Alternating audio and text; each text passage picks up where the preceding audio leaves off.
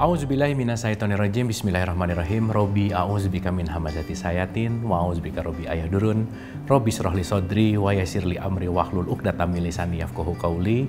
Assalamualaikum warahmatullahi wabarakatuh. Salam sejahtera untuk kita semua. Rahayu, namaste, om swastiastu, namo buddhaya. Salam kebajikan dan sehat untuk kita semua. Kembali kita belajar bersama, kembali kita sama-sama membuka pikiran dan membuka hati, kembali kita sama-sama menelusuri hikmah untuk kita sama-sama belajar. Di episode kali ini, seperti biasa kita akan sama-sama menghening dulu agar kita bisa hadir utuh di sini saat ini, agar pikirannya tidak terlalu sibuk, karena hikmah itu akan diberikan kepada pikiran yang tidak sibuk, pemahaman akan diberikan kepada pemikiran yang tidak sibuk. Oleh karena itu, mari kita menghening sejenak. Mari kita masuk ke dalam hati, menghening, dimulai.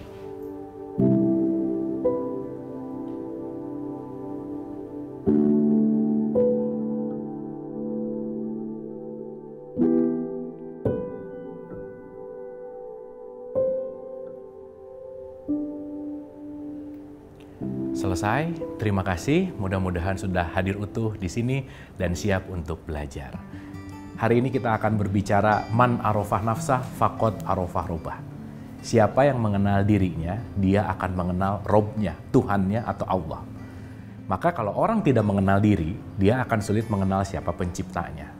Saya rasa kalimat ini sangat sering kita dengar tentang diri Tuhan, mengenal diri, mengenal Tuhan. Baik, berbicara tentang man arafah nafsah faqad arafah robbah, pertanyaannya sederhana aja. Sudah seberapa kenalkah kita dengan diri kita? Yang jangan-jangan terlalu banyak terdistraksi dengan yang di luar, menilai keluar, menunjuk keluar. Jadi si telunjuknya keluar terus nih gitu. Sehingga jangan-jangan kita tidak punya banyak waktu untuk menelaah siapa kita sejati yang ada di dalam diri kita. Karena sejatinya hidup ini sebetulnya bukan yang di luar. Hidup ini sejatinya adalah yang di dalam. Maka begitu salah fokus, terlalu fokus keluar, terlalu menilai keluar, justru kita sangat awam terhadap diri kita sendiri. Jangan-jangan memang nggak kenal terhadap diri sendiri. Indikator parameter kekurangan mengenal diri minimal. Banyak kekhawatiran terjadi. Cemas, ketakutan. Sulit untuk mendapatkan ketenangan gitu. Oleh karena itu hari ini kita akan menyelami, meniti ke dalam diri untuk mengenal diri kita. Baik, yang pertama untuk kita sama-sama sadari, pertanyaan simpel adalah who am I? Siapa sih saya? Apa sih saya?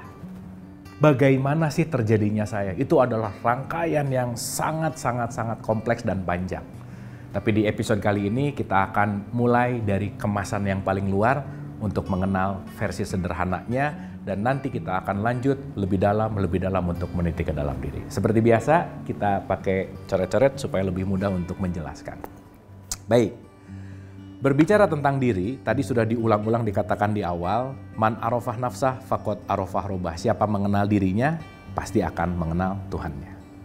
Nah, artinya, kembali ke pembahasan episode sebelumnya, bahwa kita ini adalah produk yang diciptakan oleh sang pemilik, sang kreator. Gitu ya, di mana kita diberikan manual book jelas, dan manual book itu adalah petunjuk atau pedoman untuk kita lebih bisa mengenal diri.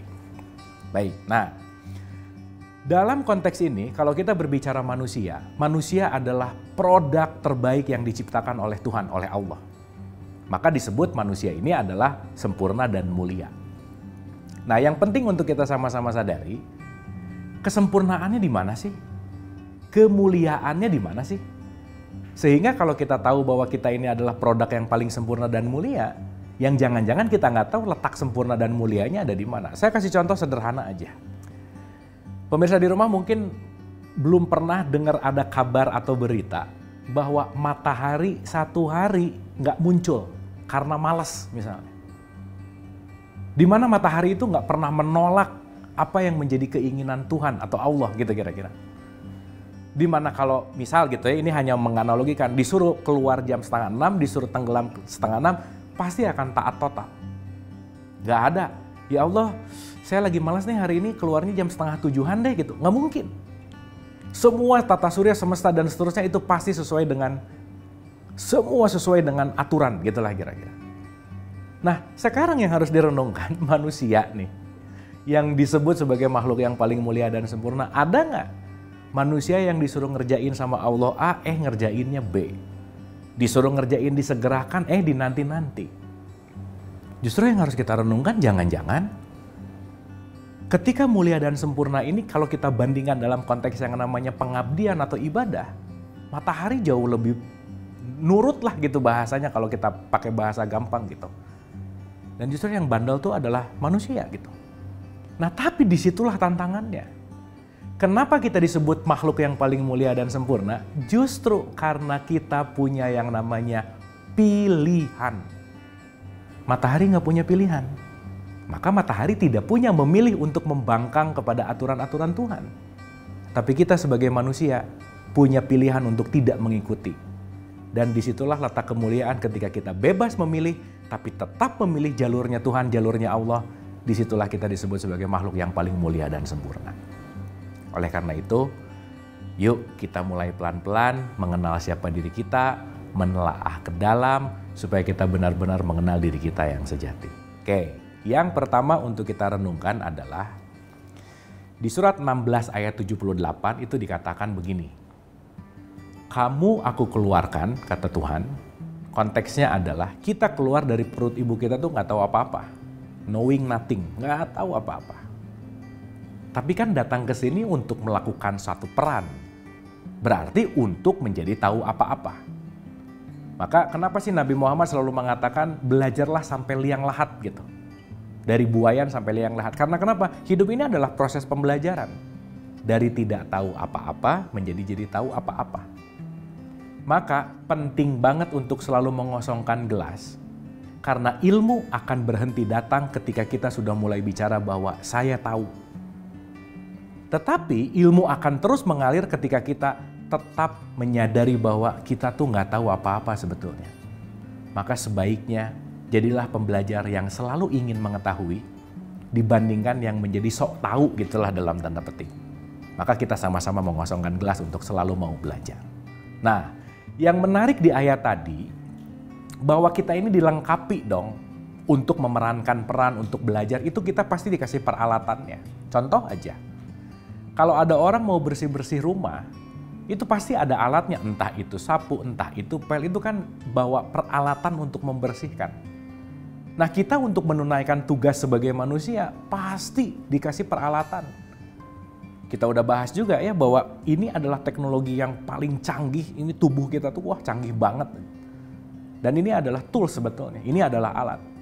Yang penting untuk kita sadari sekarang adalah yuk kita mulai mengenali peralatan apa sih yang diberikan sama Allah, sama Tuhan kepada kita untuk menunaikan tugas kita.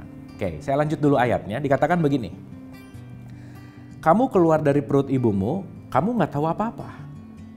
Tetapi aku memberikan kamu, gitu ya kira-kira bahasanya. Kita semua diberikan, ya ini kalau dalam konteks manusia gitu, saya bagi dua dulu ya, nanti kita akan mengerti. Kita akan memahami diri sebagai nomor satu disebut dengan yang namanya hardware, perangkat keras. Kita tahu, komputer tidak mungkin bisa kita gunakan kalau dia cuma ada perangkat kerasnya, dia perlu perangkat lunak. Maka disebut juga dengan yang namanya software. Maka ada hardware yang tertampak, ada software yang terasa nanti. Ada jasmani, ada ruhani. Ya, setidaknya kita paham dulu nih. At least kita ngerti bahwa kita punya hardware, kita punya software. Yang bahaya, hardware-nya update, software-nya nggak update. Crash tuh pasti. Jadi kalau kita nggak pakai operating system yang terbaru, itu akan susah terhadap aplikasi-aplikasi baru gitu. Maka lagi-lagi, jangan-jangan ketika sekarang kita lagi sulit menghadapi kehidupan, software-nya jarang diupdate gitu kira-kira. Dimana nanti itu akan berkaitan dengan updating kesadaran ruhani gitu. Nah mudah-mudahan program-program ini, acara kita ini salah satu tempat update sistem untuk rohani kita. Yang mudah-mudahan software kita selalu terupdate dan kita sama-sama belajar. Pembelajaran masih akan kita lanjutkan, tetaplah bersama saya.